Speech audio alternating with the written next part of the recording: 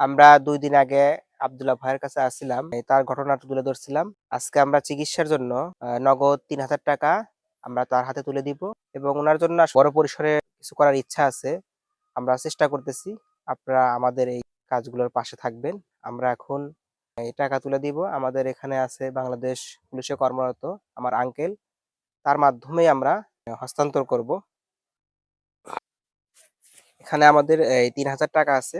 আমরা আঙ্কেলকে গুনে দিব।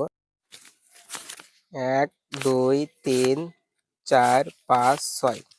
আঙ্কেল এখানে ৳৩,০০০ উনার জন্য আছে। আপনি আসসালামু আলাইকুম ওয়া রাহমাতুল্লাহি ওয়া বারাকাতুহু।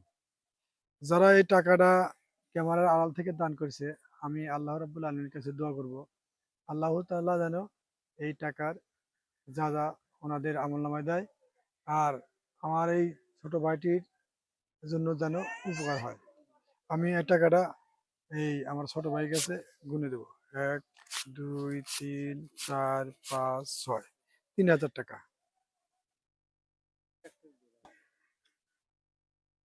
আমরা আরো চেষ্টা করব যেন আরো কিছু টাকা পয়সা বা কিছু বাজারঘাট এই জ্যেষ্ঠ পরিবারকে করে দিতে পারি। আর যারা দূর দূরান্ত থেকে এই ভিডিওটা দেখবেন, তাদের প্রতি আমার উদারত আহ্বান হইল, আপনারা এই পরিবারের জন্য একটু সাহায্যের হাত বাড়িয়ে দিবেন।